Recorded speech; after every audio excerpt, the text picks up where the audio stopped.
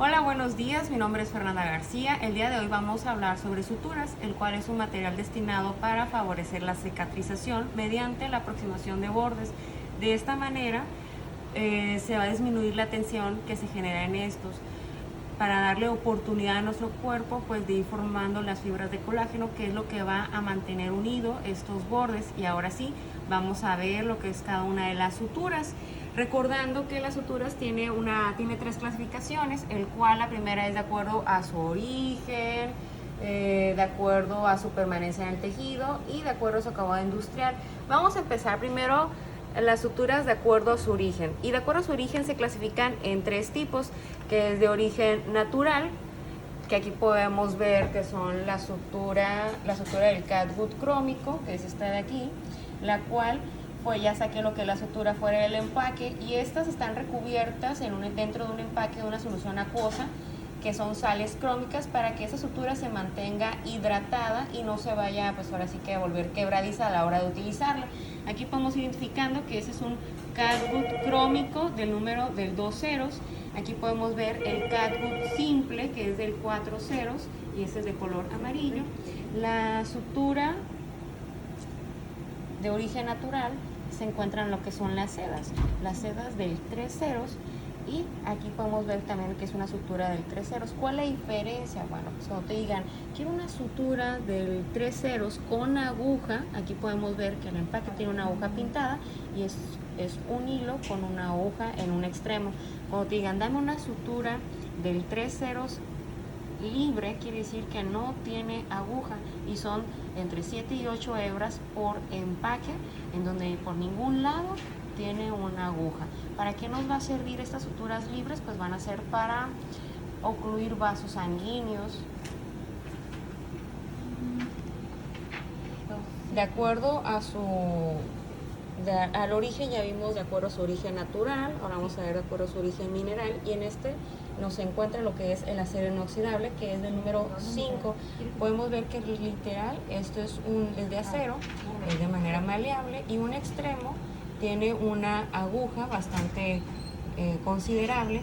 ¿Para qué tipo de cirugía se puede utilizar? Bueno, por ejemplo, cuando van a tener un abordaje a nivel del esternón, que tienen que utilizar la sierra y cortar el esternón a la mitad, bueno, pues tienen que afrontarlo. ¿Con qué lo pueden afrontar el esternón después?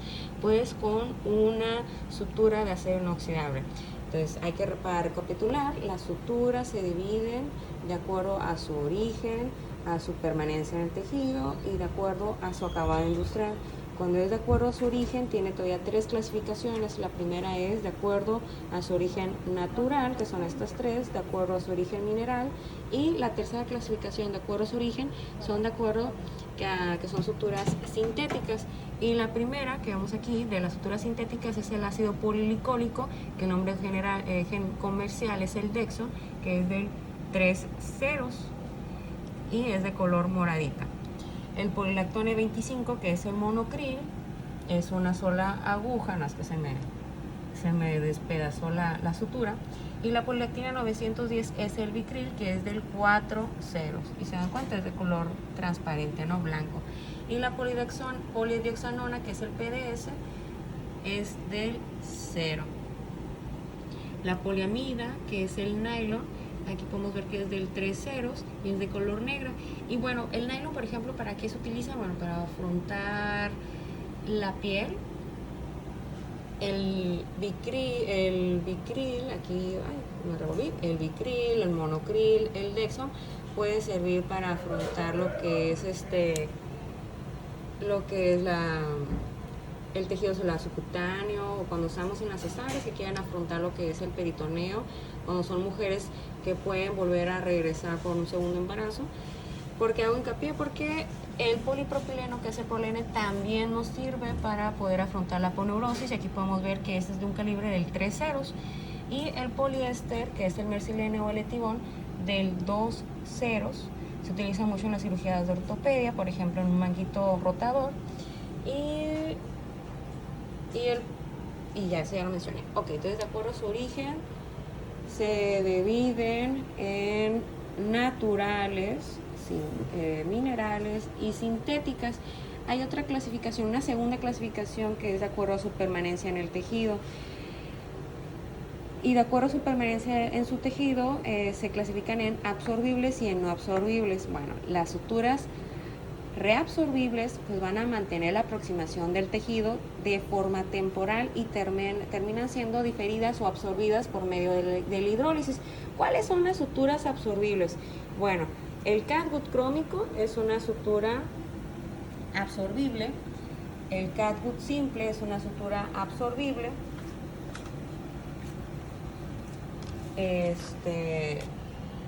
el ácido policólico, esa sutura absorbible, el polilactone, la prolactina y el PDS son suturas absorbibles. Aquí van en esta clasificación. Entonces, estas son las suturas absorbibles, y las suturas no absorbibles pues son las que van a ayudar a aproximar los bordes de forma permanente, pero estas suturas sí se tienen que retirar pasando el tiempo. ¿Cuáles son? Bueno, el polipropileno es una sutura que se retira, pero hace un momento mencioné que se sutura lo que es la aponeurosis, pero en este caso sí se va a tener que quedar dentro de la cavidad de la paciente, porque si se retira pues se puede volver a abrir la aponeurosis porque es por una debilidad muchas veces, ¿no? El poliéster, el acero inoxidable, pues la sutura que por general se retira, la poliamida que es el nylon y la seda con aguja también es cuando dicen vamos a retirar los puntos de la cirugía que acaba de pasar, ¿no? La tercera clasificación es según el acabado industrial, que se divide en monofilamentos, la cual la ventaja de utilizar una sutura de monofilamento pues es la suavidad de la superficie, debido a que tiene un menor traumatismo, una escasa colonización bacteriana, de acuerdo a que es una sola hebra, es lisa. Sin embargo, su estructura pues tiene una menor flexibilidad, lo que hace difícil su manejabilidad. Bueno, ¿qué quiere decir esto? Pues que las suturas las suturas de monofilamento tienden a tener memoria. ¿Qué quiere decir cuando tienen memoria?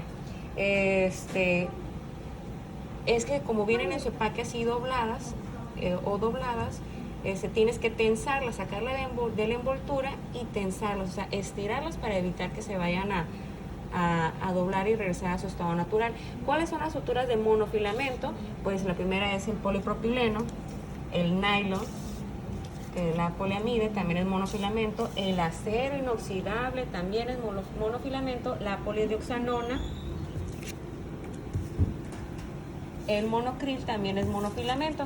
Bueno, la segunda clasificación, de acuerdo a su acabado industrial, pues ya mencionamos que se dividen en monofilamentos y en multifilamentos.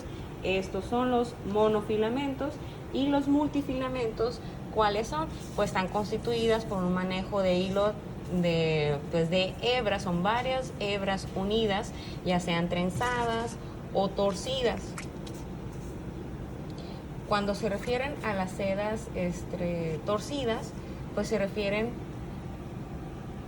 al catgut crómico y al catgut simple. Cuando dicen son suturas trenzadas, se refieren a lo que es la seda, es una sutura de multifilamento trenzada, así como cuando nos trenzamos el cabello, y también a su vez el poliéster es una sutura trenzada, y hay suturas de acuerdo a que están recubiertos. ¿Cuáles son estas? Pues es la polilactina 910 y el Dexon. Estas suturas están recubiertas. Entonces aquí ya vemos las suturas multifilamento. Están las torcidas, las trenzadas y las recubiertas. Ok, ahora vamos a ver otras características que ocupamos saber. Bueno, resulta que cuando estamos en el quirófano te dicen, pásame una sutura delgadita, ¿no? Entonces nosotros no sabemos a qué nos referimos. Yo estoy mencionando durante el video, bueno, pues, esta es una sutura del 2 ceros, del 3 ceros. Tenemos que aprender a leerlo. Entre más ceros tenga la sutura, quiere decir que la sutura es más delgada. Entonces, si yo veo aquí una sutura que dice 8 ceros, quiere decir que tiene 1, 2, 3, 4, 8 ceros, quiere decir que es súper delgadita a comparación de una como esta que dice aquí, del 2 ceros, tiene 1 y 2 ceros. Entonces, ¿cuál es más delgada? ¿La del 8 ceros o la sutura del 2 ceros? La sutura de 8 ceros es la que es más delgada. Entonces ahora cuando te dicen pásame una sutura del 0, aquí está. ¿Cuál es más delgada? ¿La de que tiene un 0 o aquí que dice 1-0, que dice un 0? ¿Cuál es más delgada? Piénsenlo un poquito. ¿Ya? Ok. Ambas tienen el mismo calibre, porque aquí te dice que tiene un 0 y aquí que te está dando a entender que también dice 1-0.